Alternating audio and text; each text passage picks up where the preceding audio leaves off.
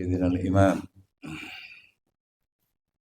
شيخ الإسلام قطب الدعوة والإرشاد الحبيب عبد الله بن علي محمد الحداد وجميع أرواح ساداتنا لأبي علوي ومشايخنا في الدين وأرواح آبائنا وأمهاتنا وأموات المسلمين أن الله يغفر لهم ويرحمهم ويسكنهم الجنة برحمته ويعيد علينا من بركاتهم وسرورهم وأنوارهم وعلومهم ونفحات إمدادهم في الدين والدنيا والآخرة على هذه النية وعلى كل نية صالحة وإلى حضرة النبي سيدنا محمد صلى الله عليه وسلم.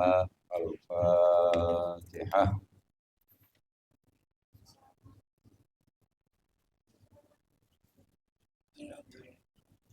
غير المغضوب عليهم ولا الضالين.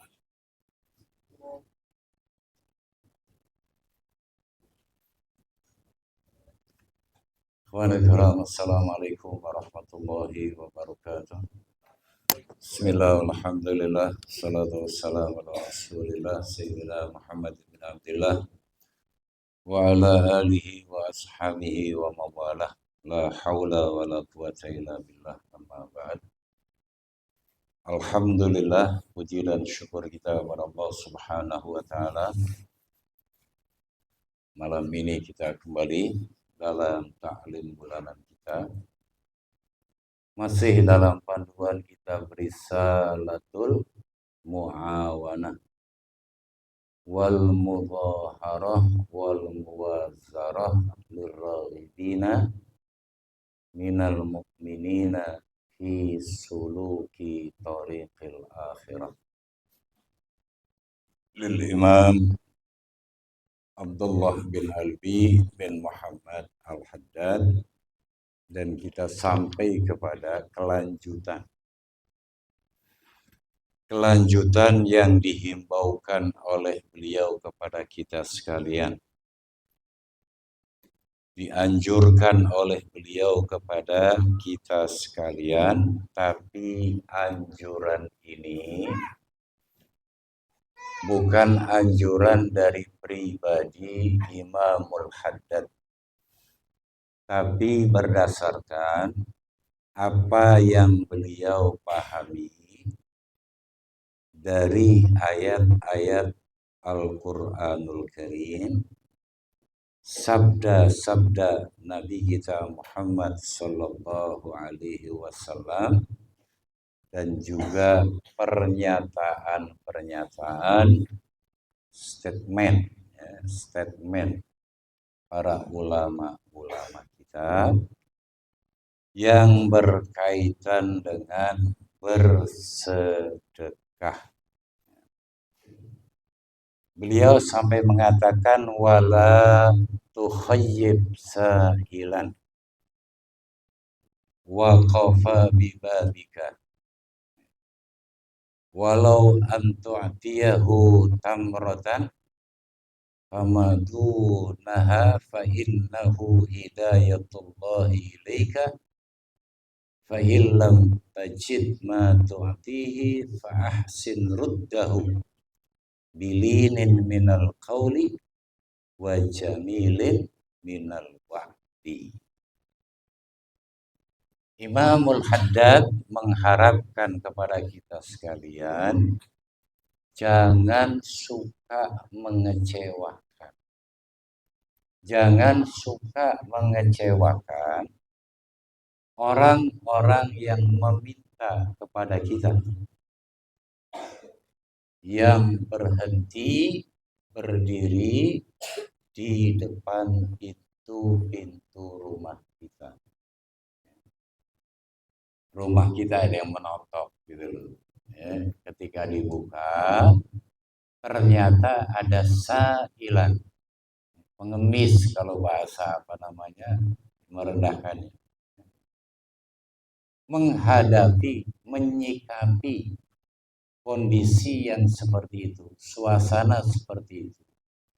Anda jangan mengecewakan orang yang meminta tadi. meskipun seumpama sesuatu yang Anda berikan kepadanya adalah hal yang terkecil. Andai kata punya makanan ibaratnya tuh sepiring nasi gitu, ya, atau kue, roti, atau apa saja yang memang Anda miliki.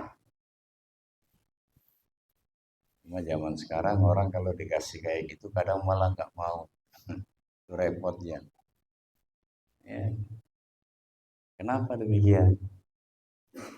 Karena sa'ilan fi hadzal yaum. Ya. Peminta-peminta di era kita sekarang ini itu adalah syughlan, pekerjaan, syughul, profesi. Kalau orang dulu, sa'il yang dimaksud oleh Imamul Haddad itu adalah orang-orang yang memang papa, ibarat dia meminta pada saat itu dia dalam kelaparan. Tidak ada fudlah, tidak ada kelebihan harta yang dia miliki di rumah. Itu yang membuat mereka kakinya kemudian menuju bab-bab pintu-pintu rumah saudara-saudaranya, ya, kenalan-kenalan. Tapi kalau di era kita sekarang ini menjadi profesi. Sehingga walaupun dia seorang peminta-minta, tapi yang diminta itu dia seleksi. Kalau bisa jangan nasi, duit saja. Mentahnya saja. Zaman sekarang begitu. Bahkan kadang dikasih duit receh, itu nggak suka mukanya, kerut mukanya beda. Ini bedanya begitu. Nah, kalau itu adalah profesi, nah ini yang kemudian timbul dalam hukum itu, apakah kita mesti memberinya? Karena meminta-minta itu bukan profesi yang mulia dalam syariatul Islam. Kalau pengemis itu adalah status sosial, profesi, itu nggak bagus. Islam nggak mendorongnya, bahkan melarangnya. Oleh karena melarangnya, maka kita nggak boleh membantunya. Ada seorang pengemis sehari ibaratnya tidak dapat, maka ternyata di rumahnya dia banyak harta. Orangnya tinggal ya, jauh dari kota. Tiap pagi ke kota, nanti malam pulang. Ternyata di rumah sana, di rumahnya itu, waduh, motor ada, TV juga LED gitu. Bahkan kadang pengemis pakai HP, HP-nya Android. Nah, terhadap sailan yang seperti itu, syariatul Islam tidak mendukungnya. Maka ketika dia mengetok pintu kita, beda. Sikap kita, respon kita terhadap peminta-peminta yang menjadi profesi itu berbeda. Nah, kalau zaman Nabi, zaman sahabat, zaman tabi'in, zaman a'immah itu, kalau ada seorang muslim atau non-muslim mengetok pintu seorang muslim, lalu kemudian dia minta, maka yang diminta adalah makan untuk saat itu. Mulanya Al-Quran kan menggambarkannya makan. Wa yut'imuna ta'ama ala hubbi. Wa yut'imuna ta'ama, gitu loh. Ada satu keluarga yut'imun, selalu memberi makan makanan-makanan yang mereka butuhkan sendiri. Karena memang yang meminta itu minta makan. Saya sudah sehari semalam nggak makan. Ada makanan nggak? Itu dikasih makan kalau ada. Kenyang, udah. Tidak kemudian tolong bungkus kalau mau ada lagi. Buat yang di rumah, enggak. Itu orang dulu. Kalau orang sekarang, dikasih 1.000 diterima, 2.000 diterima. Tapi nggak ada senyum. Pas 5.000 baru ya lain itu. Ya, itu mulanya anjurannya begitu. Kenapa? Kenapa nggak boleh dibuat kecewa orang yang mengetok pintu kita seraya meminta-minta kepada kita? Fa innahu hidayatullah ilaik. Karena orang itu adalah hadiah dari Allah Subhanahu wa taala. Orang yang datang ke rumah kita minta bantuan kepada kita, terutama masalah makan, orang itu adalah hadiah dari Allah. Nah, ketika kita menghadapi hadiah, merespon hadiah, menyikapi hadiah, tentu yang ada adalah kebahagiaan, kecerahan muka gitu. Bisa syatul wajhi. Ya. Mukanya itu bukan dilipat gitu. Ya. Suka ahlan wa sahlan. Karena itu hadiah dari Allah Subhanahu wa taala. Nah, bagaimana kalau tidak ada sesuatu yang bisa diberikan? Fa illam tajid ma tu'ti. Kalau kamu tidak mendapatkan sesuatu di rumah yang bisa untuk diberikan kepada peminta-minta itu, nggak ada sama sekali. Nah, ngejuk makan kita sendiri belum makan. Dan belum ada sesuatu yang bisa dijadikan makanan. Fa'ahsin ruddahu. Ketika menolak itu dengan tolakan yang bagus. Aduh, maaf, di rumah nggak ada apa-apa. Tidak ada sesuatu yang bisa dijadikan makanan, baik untuk membelinya atau dimasak. Bilinin dengan lemah lembut, minal qauli, ya, pembicaraan, wa jamilin minal wa'di. Kalau ibaratnya, nanti sore insya Allah aku punya. Tapi jangan nanti sore yang kita nggak tahu. Nanti sorenya itu bihasbin, ya memang kita punya harapan bahwa sore itu nanti bakal dapat sesuatu.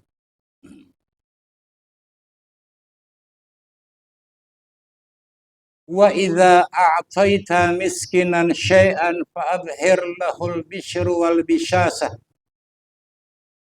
wastash'ur fi nafsika anna lahul minna 'alaika liqabulihi minka 'aradan yasiran hasala laka bisababihi minal thawbi haddun law badalta dunya bihadafiriha fi muqabilihi lakunta rabihan.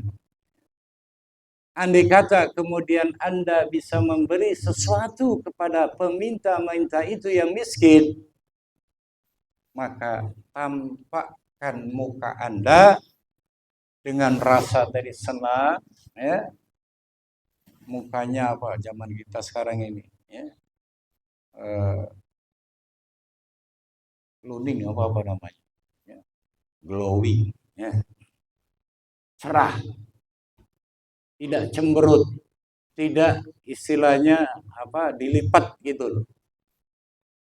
Kemudian, ya, rasakan dalam jiwa Anda bahwa ini adalah anugerah dari Allah untuk kita. Ketika menerima yang bersangkutan dengan memberikan sesuatu yang sedikit, tapi Anda mendapatkan pahala bagian. Kalau sekiranya Anda tukar dengan dunia dengan segala isinya, maka penerimaan Anda terhadap orang miskin yang meminta-minta itu lebih menguntungkan. Ada orang minta bantuan sama kita, kita bisa membantunya. Lalu perasaan kita dengan membantunya itu dengan tadi lapang dada, bahagia, mencerminkan muka yang ceria, dan hati Anda juga kemudian merasakan bahwa ini adalah anugerah yang agung dari Allah. Sebab Anda telah menerima saudara Anda yang miskin untuk minta sesuatu kepada Anda dan Anda bisa membantunya. Ini luar biasa.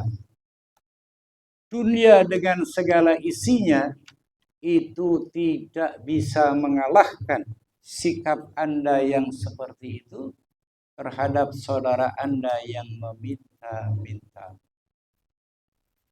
Meminta-minta memang karena membutuhkan, bukan meminta-minta untuk ditumpuk menjadi kekayaan, bukan. Ya.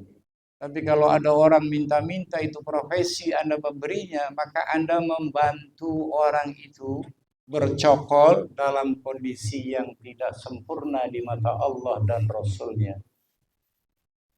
Ya.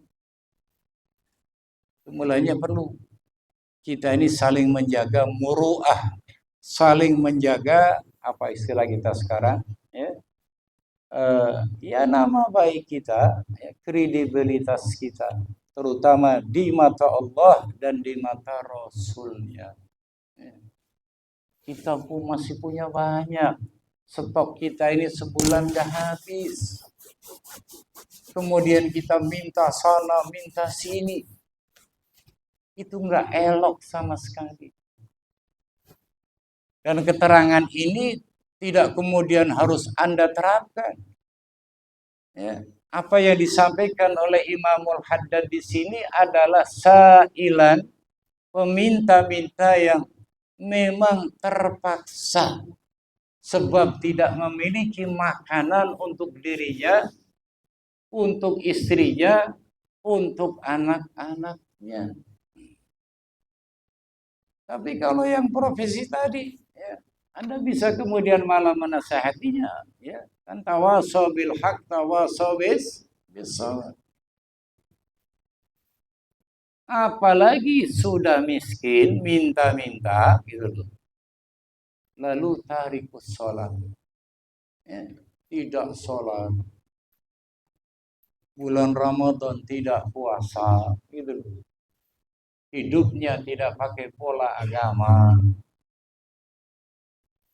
Maka Anda, kita semua, ya, itu harus bersikap yang tegas. Menasehatinya agar dia sholat, menasehatinya agar dia puasa. Kalau seumpama dia membutuhkan sesuatu, semampu kita, kita membantunya. Tapi kalau orang sudah dibantu, apalagi kondisinya mampu, ya, lalu sukanya minta-minta, sholat enggak, puasa enggak, Anda ngasih malah berdosa. Bukan malah dapat pahala. Kalau Anda tahu bahwa yang bersangkutan itu minal aghniyah, ya, orang yang cukup untuk makan, ya, dari pagi sampai malam, bahkan hari-hari berikutnya. Ini mulainya harus hati-hati.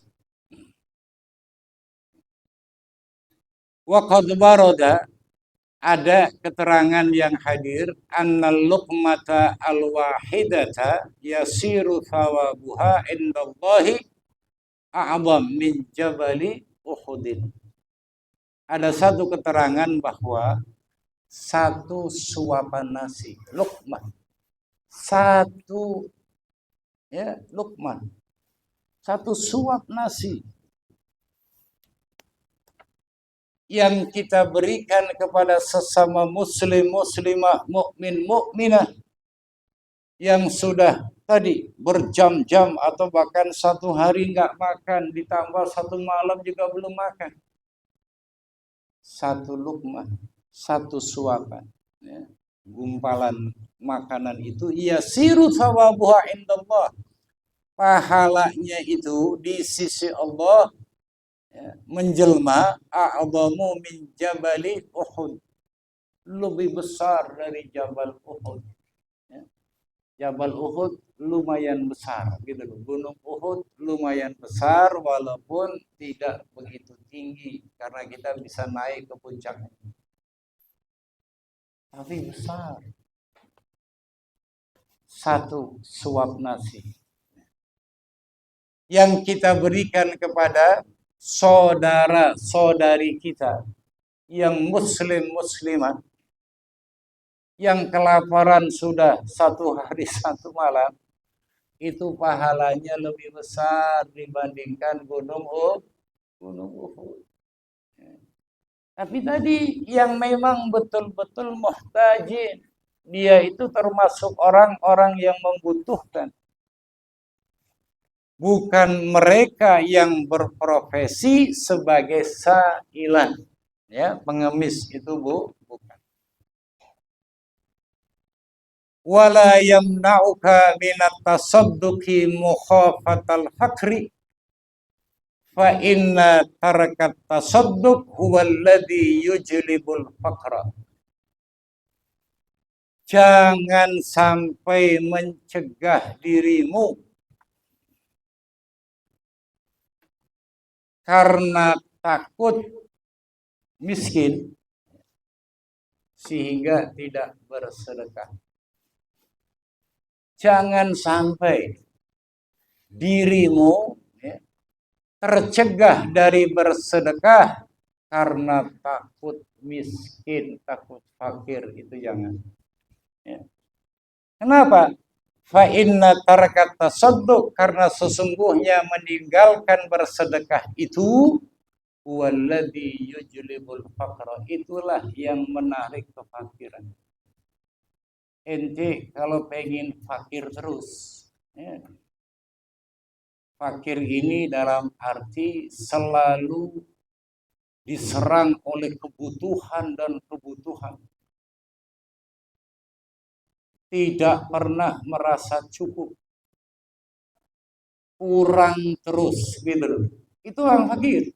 Jadi ada fakir yang memang secara hissi, ya, dia nggak punya mal, nggak punya harta. Tapi ada orang fakir yang fakirnya maknawi. Hartanya menumpuk banyak, tapi perasaannya butuh terus, gitu. Sehingga tidak sempat kemudian untuk bersedekah, untuk berbagi dengan sesama. Jangankan dengan orang yang tidak punya hubungan mahramiyah, kadang sama adiknya, sama kakaknya, sama misan, mamang, bibinya, waduh, tidak pernah kemudian berbagi. Padahal banyak. Apa sebab? Fakir. Perasaan selalu dalam kebutuhan. Ini selesai, ini selesai, ini selesai, ini terus begitu. Sehingga gak pernah kemudian merasa cukup. Tapi kalau orang terus bersedekah, itu malah yang ada adalah kekayaan. Dia tidak takut kemudian nanti satu saat akan dihadapkan pada satu kebutuhan yang memerlukan duit, yang memerlukan ini dan itu. Tidak. Yang dia rasakan, yang dia antisipasi, yang dia jawabi adalah saat ini. Karena dunia yang milik kita ini adalah sekarang. Ma madhafat, yang sudah berlalu sudah, hilang sudah. Tinggal kenangan buat kita, dikeroyok. Ya. Yang punya kita ini sekarang.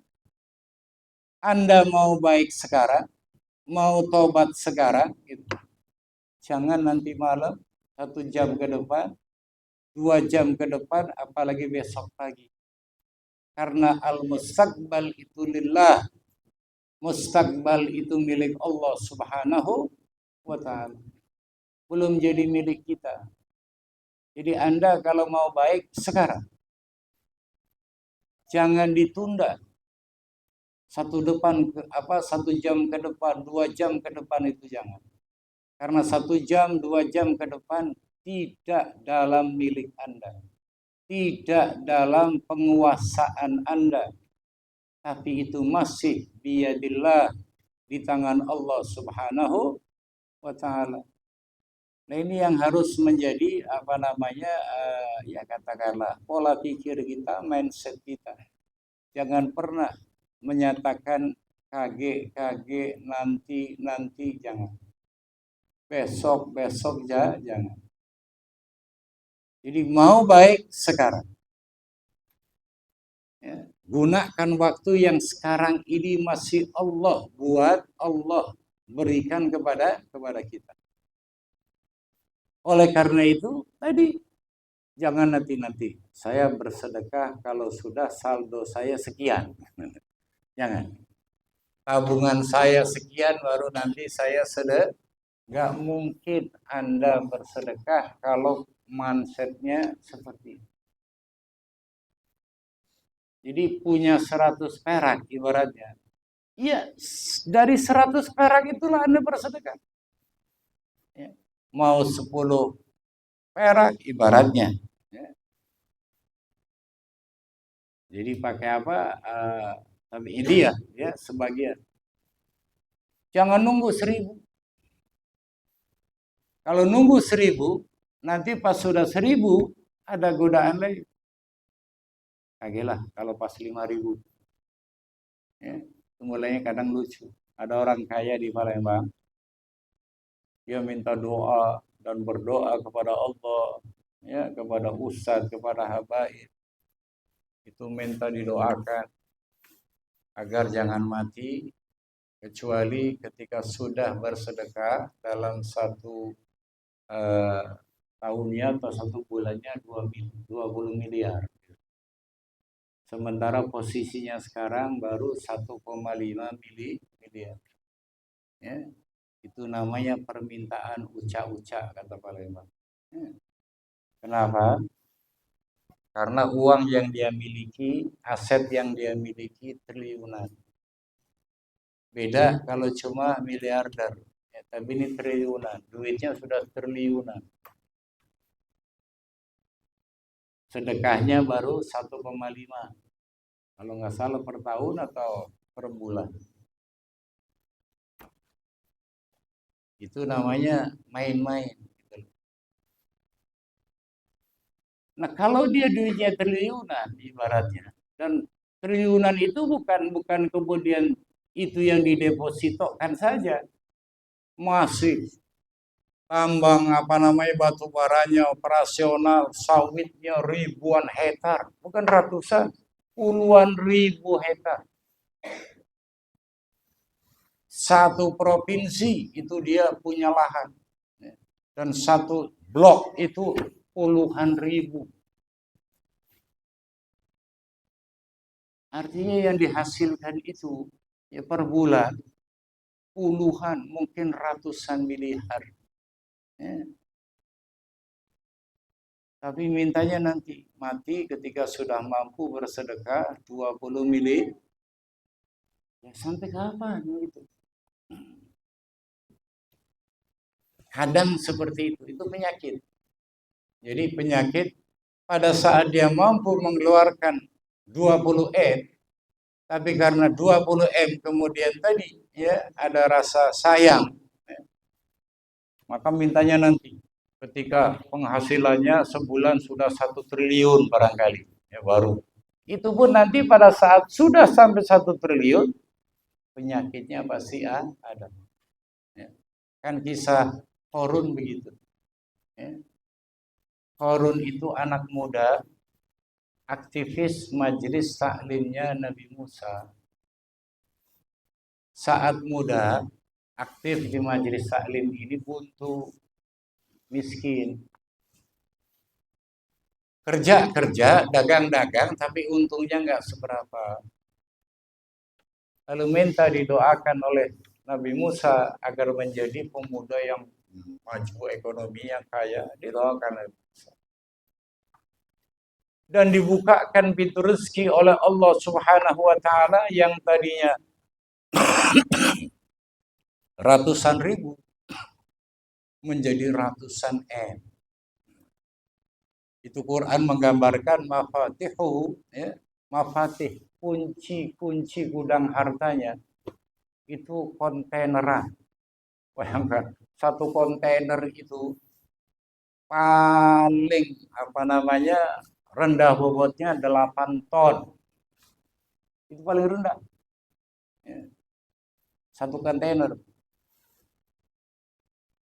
Dan itu baru kuncinya.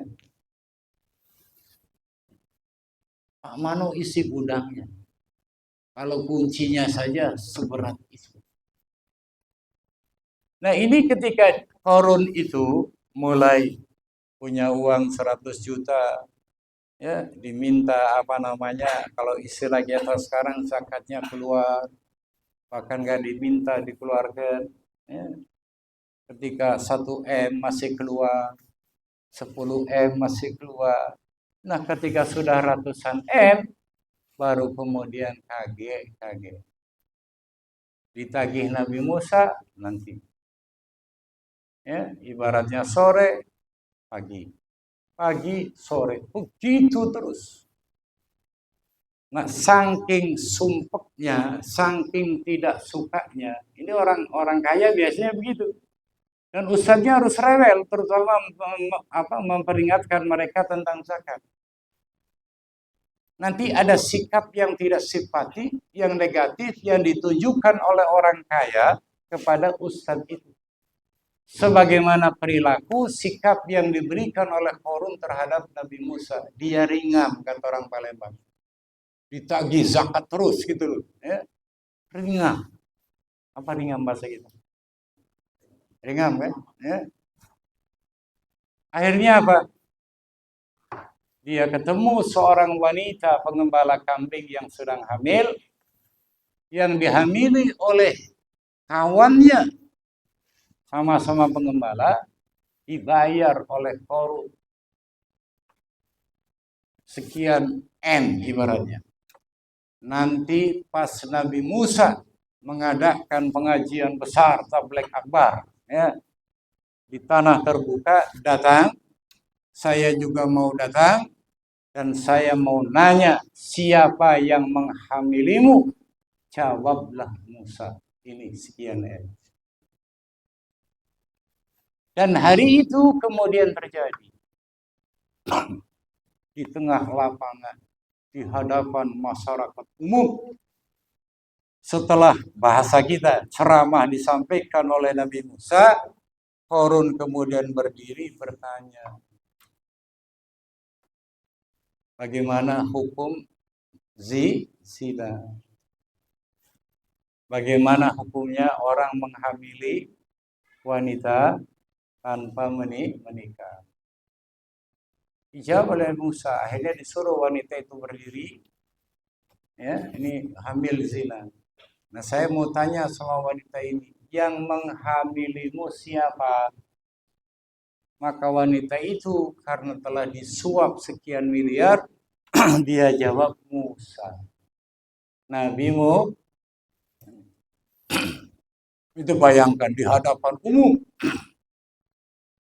Dan Nabi Musa itu nabi yang kalau bahasa kita temperamen, gitu. Gak bisa disinggung-singgung, gitu. Ya. Dia marah. Dan wanita itu kemudian ditanya oleh Nabi Musa, kau jangan memfitnah aku. Kau jawab dengan sejujurnya, siapa yang menghamilimu? Kawan. Wanita itu takut. Maka dia jujur, kawanku sesama pengembala. Kenapa kau tadi mengatakan ketika Qarun nanya bahwa yang menghamilimu itu adalah aku dibayar. Nah, saat itulah Nabi Musa sudah nggak bisa lagi menahan bahasa kita ya, kesabarannya. Maka dia kasih ultimatum kepada umatnya, siapa yang mau ikut Korun tetap di posisi Korun situ, siapa yang mau ikut aku ke sini. Orang-orang tahu bahwa ketika Nabi itu marah, pasti mukjizat akan datang. Maka sebagian besar yang tadinya ada di Korun kembali lagi ke Nabi Musa. Nah, satu saat seperti itu, ketika ulama berhadapan dengan penguasa, berhadapan dengan pengusaha, ya, ketika ma'unatullah, nasrullah bersama ulama, rakyat juga nanti kembali kepada ulama. Kalau sekarang masih kepada orang kaya, masih kepada pejabat. Ada beberapa orang yang tetap bersama Korun. Nah, saat itu Nabi Allah Musa minta kepada Allah agar bumi taat kepadanya, dan Allah kasih. Maka apa kata Nabi Musa? Ya ardublahi Qarun wa man.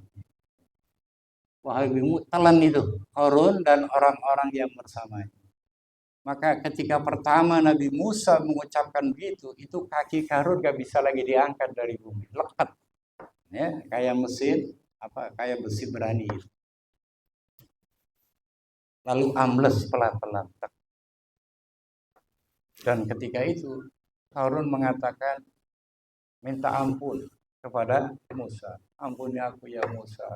Ya. Ampuni aku ya Musa. Maka kata Allah, kalau Harun mengatakan, ampuni aku ya Allah, tolong aku ya Allah, pasti aku tolong.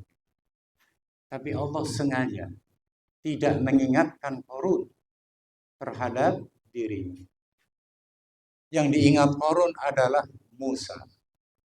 Maka dia minta tolong, minta ampun sama Nabi Musa, dan Nabi Musa tidak lagi mengampuni. Terus telan ya Bu, telan sampai sekarang. Ya, dalam satu riwayat Qarun belum sampai ke dasar bumi. Qarun waman ma'ahu. Ya. Itu mulainya sekali lagi hati-hati. Wa ammat tasadduq wa huwa yujlibul ghina was-sa'ah. Adapun bersedekah itu malah menarik kekayaan dan kelapangan. Ya. Hatta innal ladzi tadabbara anhu dunya law akhadha yatasaddaqu la'adal mudbir minha muqbilan ilaih wa amsaluhu ma'ahu. Bahkan sekiranya orang yang sedang dibelakangi oleh dunia, kita ini sarunian gitu loh. Dunia itu selalu membelakangi kita. Dalam keadaan seperti itu dia tetap bersedekah semampu yang bisa buat, la'adal mudbir minha muqbilan ilaih. Niscaya yang mundur, yang menjauh akan kemudian mendekati kita. Jadi para bapak, para ibu yang saya muliakan, saat kita justru dalam kesempitan, bersedekahlah. Jangan menunggu lapang. Dengan tidak bersedekah. Kalau Anda ingin lapang, ingin luas, ya, ingin rezekinya kemudian terus-menerus mengalir, perbanyak sedekah semampu yang ada bisa. Jangan malah ikut judi online itu ya, jangan. Kan sekarang ini orang tergiur judi online. Karena apa? Ibaratnya pasang 1.000 dapat 100.000. Kalau ternyata sudah ratusan ribu, ya, tidak ada yang kemudian menang, itu tidak ada. Yang menang dalam judi online itu adalah pengurusnya. Jadi kalau di Pudik nih ada seseorang, ya, yang kemudian Anda tahu dia main judi online kemudian untung ratusan juta, maka patut dicurigai bahwa yang bersangkutan adalah agen daripada judi online itu sendiri. Karena sama sekali tidak ada yang ikut judi online itu kemudian menang kecuali yang punya kaki tangan, punya benang merah yang menghubungkan dengan bandarnya. Memang sengaja diciptakan. Dalam satu kampung, dalam satu dusun itu ada satu orang yang kemudian direkrut oleh mereka untuk menjadi penyebar. Bikin akun, bikin apa. Agar tidak ada contoh. Justru pula, aku tahu modalnya 1 juta. Sekarang dia ratusan juta. Tapi itu pun kemudian tidak kemudian tiap saat. Yang penting pernah dimenangkan. Gitu. Untuk apa? Menarik yang kalah. Sehingga kemudian banyak minat. Sesungguhnya ini bisa kita dapat ya, dari Allah Subhanahu wa Ta'ala. Dalam keadaan sempit, terhempit, bisa kemudianlah menjadilah lapang. Ini bab daripada as-sadaqah. Kemudian Imamul Haddad mengatakan wa'lam anna lis-sadaqah manafi ajilah wa ajilah. Kita bahas pada pertemuan yang akan datang. Bismillah.